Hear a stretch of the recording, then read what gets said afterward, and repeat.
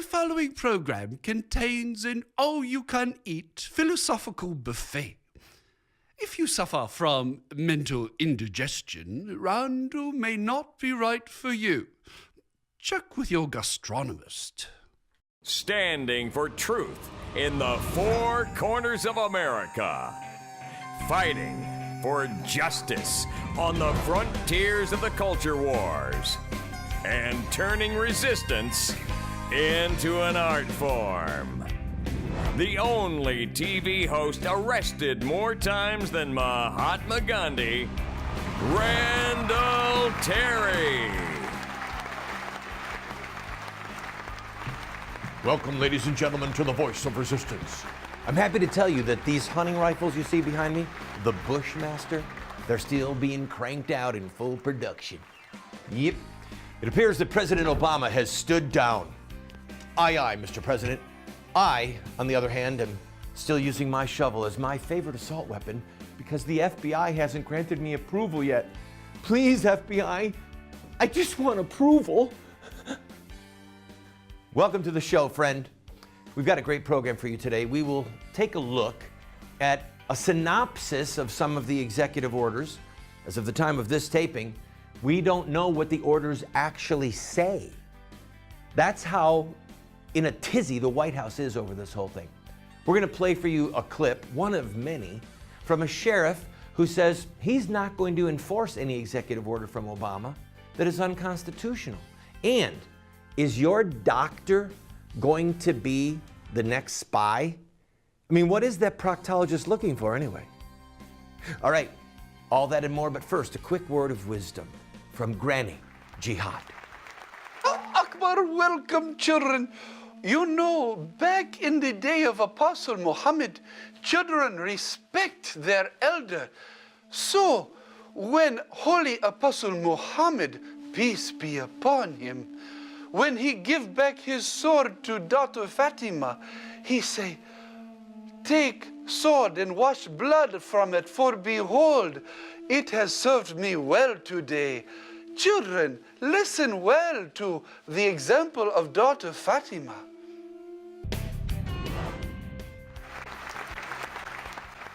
Welcome to the Voice of Resistance, friend. I am your host, Randall Terry.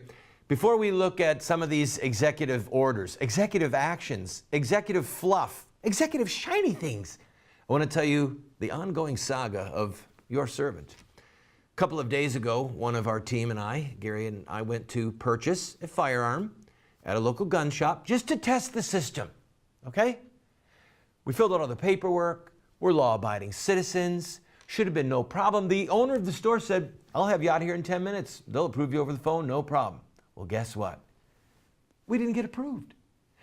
2 days later, just before we filmed this, by the way, the gun owner, the owner of the store calls and says, "Mr. Boyclair was approved 20 minutes ago." I said, "Well, that's great." And then he kind of lowered his voice and said, "But 10 minutes ago, the FBI called and said they wanted to know where you live." I live right here, guys. Would you come and pay us a visit? Now, I'm not sure if I really want them to come. But if you do, we want to interview you. We have a daily television show, and we'd like to get to the bottom of this and get you guys on the record as to why I, a law-abiding citizen who loves this country and who happens to love babies and hates the Obama administration, because that's my moral obligation, why are you harassing me? Is this what a free country is all about? We'll keep you updated on this, friend. But all we know is the FBI called and wants to know where I live. All right. The president issued, we're not sure, executive actions? I mean, think about this. In his little photo op with all the kids, where he looked like Saddam Hussein, using children as his human shield, he issues an executive action. And I quote, number 11, nominate an ATF director. That's your job, Mr. President. You have to have fanfare to say, yeah, we need to fill in the position right now because all we've got is an acting director? Does the president have pomp and circumstance when he says, nominate new White House butler? Just do your job, Mr. President. So what happened was it went from 19 executive orders where there was talk about a universal background check, where there was talk about him banning certain clip sizes.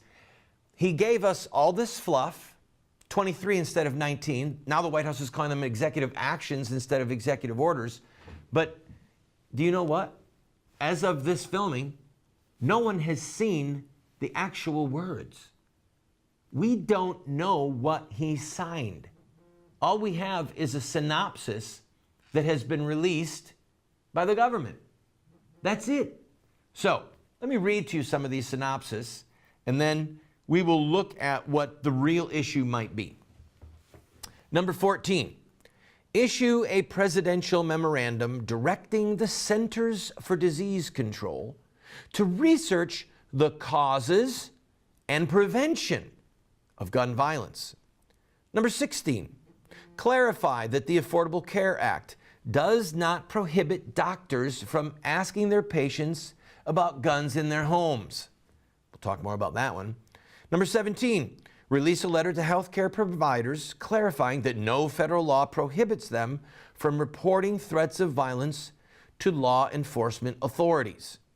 Number 23, launch a national dialogue led by Secretaries Sebelius and Duncan on mental health.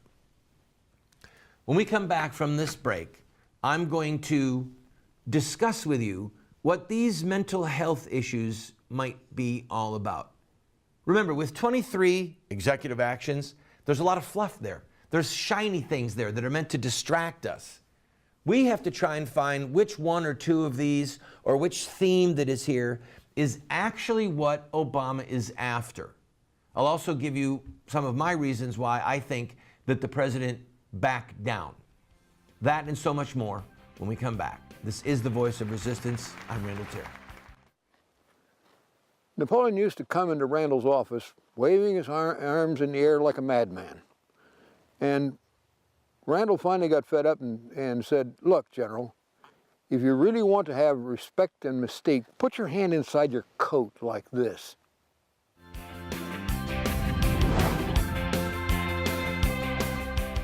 Friend, you need to get this book.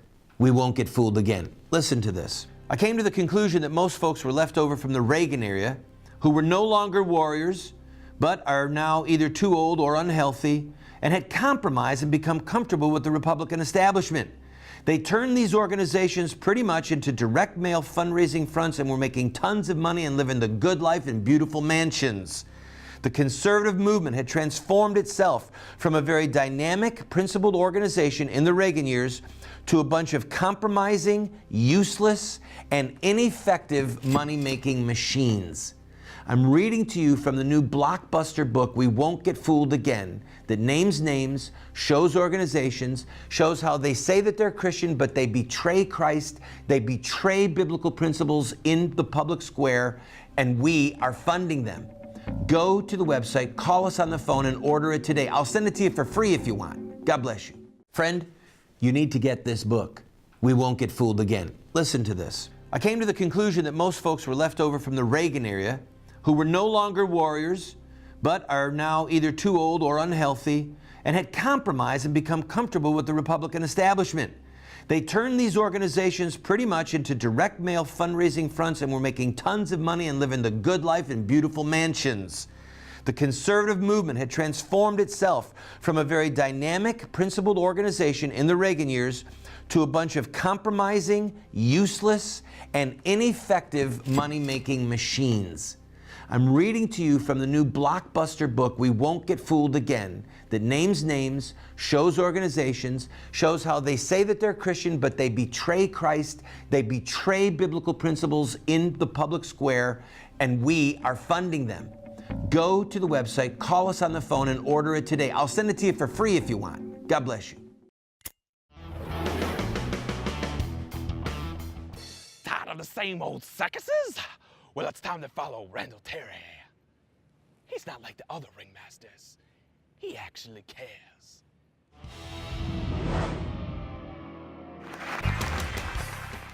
Welcome back to the program, friend. This is the Voice of Resistance. What does your doctor drive? A probe. What's he looking for?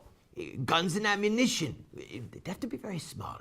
Anyway, I'm talking, of course, about the fact that in the executive actions that the president released, 3 or 4 of them, depending on how you want to number them, or even 5 of them, deal with mental health.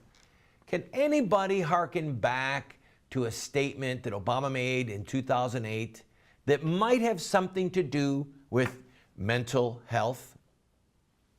Them people that cling to their religion and their guns, are you one of them there people that are just a little bit off, a little bit unstable, clinging to your religion and your guns? Maybe the shiny stuff was to distract us, and what we really need to be concerned about here is the president directing the CDC to look for why gun violence happens and what would the preventions be. What if President Obama and his cronies in the health field say that if you own more than, say, 2 firearms or more than 1,000 rounds of ammunition, well, you're mentally unstable. You're a threat to the community. And we're not so certain that you need 10 guns and 10,000 rounds of ammunition. What is wrong with you anyway? Don't you know that's why we have the police? Well, coming up, by the way, in the next segment, we're going to hear from a sheriff who explains why he has publicly refused to enforce any executive orders from the president that would deny the citizens in his county their Second Amendment right to keep and bear arms. But back to these executive actions. Here's what I think. I think that the president blinked. I think that they had executive orders drafted that they were going to release, and the backlash was so fierce, so severe. You literally had law enforcement agents and legislatures in Missouri, Wyoming. I'm hearing from about a law enforcement officer in Idaho, in Montana, or Wyoming. We're going to play a clip from, I believe it's Kentucky, where law enforcement agents are telling the White House, or you've got congressmen saying, we need to talk about impeachment. Or a congressman from Georgia saying, this is going to create an upheaval, and might have even used the R word, type of revolution. Something like that, he said. These are very ominous signs. When you have elected legislative officers in the Congress, when you have law enforcement officers saying that they will defy the President of the United States, that's time for Eric Holder and President Obama and Joey Biden to just back off. So what I think happened was that some of the executive orders that they had in the deck, they just took them out. They moved them aside. I mean, for all we know, they had 40 or 50 of these things, and they wanted to see the fallout. And remember that Biden said that he was going to make the recommendations to the president on Tuesday, and that the president would release the executive orders on Friday? Why did it speed up? What was the big hurry? Why did Biden give his recommendations to the president a day early? Why did the president release 23 actions instead of executive orders 2 days early? I think that they realized that this was backfiring so fiercely, so severely, that they had to put out the brush fire that they had created as quickly as possible before it consumed them. And so they released these inane little executive actions, most of which they're toothless. They just don't mean anything. And he gave us what may be the clue of what they're after, that they are going to define love of self-defense, love of the Second Amendment, as some type of a mental disorder, some type of a mental disease. That if you think that you would actually have to pick up a firearm, like the American Revolution, like in the American Revolution, that if you think you might have to someday pick up a firearm to defend yourself against your own government, then you, sir, have a phobia. You have a mental disease. Something is wrong with you. And you know, you can almost hear it in the voices of people like Pierce Morgan and others, Al Sharpton, Obama himself talking about them crazy people that cling to their religion and their guns.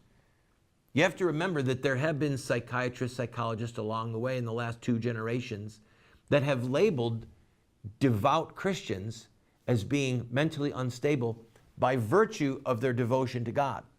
That you've actually got a mental disease if you're that devoted to Jesus. And it's not a far stretch to say that if you've got more than 2 guns or 3 guns or more than 500 rounds of ammunition, you don't need that. Something's wrong with you. What's wrong with you, boy? How come you can't trust your government? You must have a mental illness, and that means you are clinically unfit to own not only 10 guns, but any guns. We're coming to take them away after our national dialogue about mental health. Hey, Mr. Obama, call me crazy, but you can have my shovel when you pull it from my calloused hands. I don't want them to be dead hands, I really don't. I'll be right back. We're gonna play that clip from the sheriff who says he ain't gonna enforce no Obama order. Ain't no way, ain't no how. When I was at the Turkish Museum, I saw holy relics of Muhammad, his beard, his sword. Oh!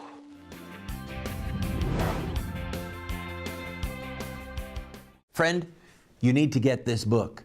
We Won't Get Fooled Again. Listen to this. I came to the conclusion that most folks were left over from the Reagan era who were no longer warriors, but are now either too old or unhealthy and had compromised and become comfortable with the Republican establishment.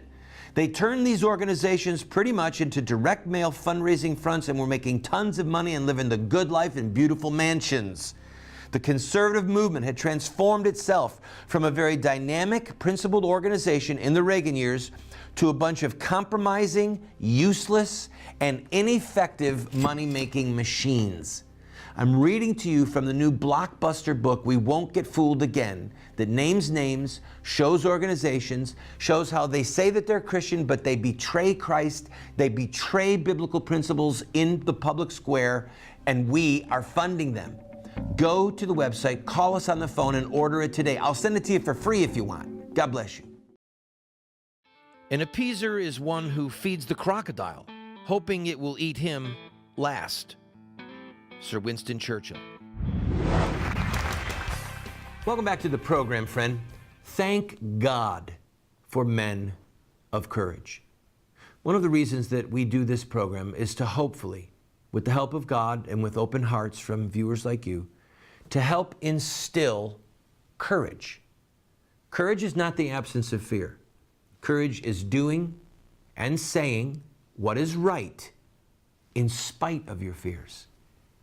Courage is what propels the other virtues into action in the moment that they're needed. In other words, if we know what the right thing to do is, but we don't have the guts to do it, or we know what the right thing to say would be, and we don't have the courage to say it, then what good is the knowledge of what is right? So, I thank God whenever I see a man or a woman of courage. And we've got one such man right now in Denny Payman, who is the sheriff of Jackson County in Kentucky, who went on CNN with Greta Van Susteren and said in no uncertain terms that he would not obey an unconstitutional order from President Obama. Let's play the clip. What happens if the President Obama issues some executive order and increases control over guns or weapons? You're not going to enforce it? With executive order? Yes. Okay. Well, when I swore oath to a community, a group of people who live in Jackson County. I swore oath to the Constitution, which I swore oath also to the Constitution of Kentucky. And in that Constitution is the Second Amendment, and that's what this country is based upon.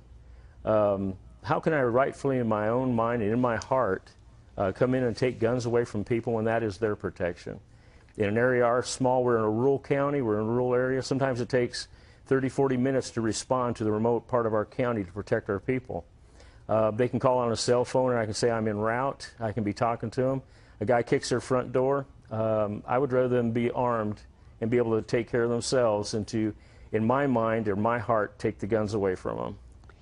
Thank you, Sheriff, for your courage, for your clarity, and may God multiply the seeds of courage that are in this man's heart into the hearts of sheriffs and legislators and legislatures all over this country. As we close out this week of broadcasting, let me make a couple of points, and we've got one more segment, by the way, after this, but I want to make a couple of points. Number one, that when the American Revolution happened, we refer to it as the American Revolution. We think it was Americans fighting the Brits, but it wasn't. It was Brits fighting Brits. Everyone here was a British citizen. And part of why the American Revolution took so long and unfolded so slowly, literally from the mid-1860s with the Stamp Act, then the Townshend Acts, then the tea tax, then the snowballs in Boston, and then the shot heard around the world in Lexington, and the March on Concord, et cetera, the choking out of Boston Harbor, all of these things. One of the reasons that it took so long, year after year after year of abuse after abuse after abuse from Parliament and the King, was that British citizens were appalled at the idea of having to fight their fellow British citizens. And that's as it should be. Common decency, love of our fellow man, would mean that you would never rush blindly or quickly into a conflagration of that nature. And when the Crown or Parliament made attacks on the liberties and freedoms of the Brits that were living in the Americas, when the King dissolved various parliaments here in America, as they were called, okay, House of Burgesses or Burgesses, depending on your pronunciation, that provoked local British legislators like Patrick Henry and Thomas Jefferson, that provoked them to stand. And so we see the committees of correspondence being born and the Sons of Liberty, all of these different groups that slowly emerged to the surface, like today with the Tea Party or various militias, sheriffs like Denny Payman that we just saw. It slowly, the tyranny of King George and the British Parliament slowly brought a love of liberty, a love of freedom, and a willingness to fight for that liberty and freedom to the surface. We're seeing it now. We hope, we pray that we are able to get the country back without a conflagration or convulsion of violence. But if we can't, it's a darn good thing that there are men like Denny Payman who take their oath before God to uphold the Constitution seriously. I'll be right back after this break.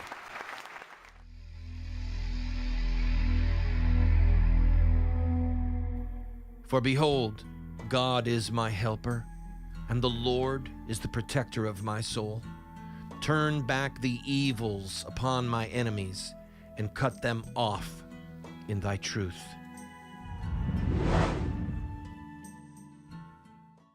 Friend, you need to get this book. We Won't Get Fooled Again. Listen to this. I came to the conclusion that most folks were left over from the Reagan era who were no longer warriors, but are now either too old or unhealthy, and had compromised and become comfortable with the Republican establishment. They turned these organizations pretty much into direct mail fundraising fronts and were making tons of money and living the good life in beautiful mansions. The conservative movement had transformed itself from a very dynamic, principled organization in the Reagan years to a bunch of compromising, useless, and ineffective money-making machines.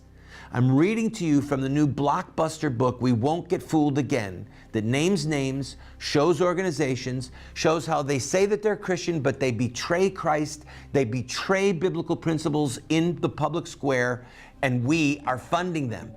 Go to the website, call us on the phone, and order it today. I'll send it to you for free if you want. God bless you. Well, it beat we cross that Mason-Dixon line. At daylight, would you tell that engineer to slow it down? Or better still, just stop the train, 'cause I want to look around. Hey porter, what time did you say? How much longer will it be till I can see the light of day?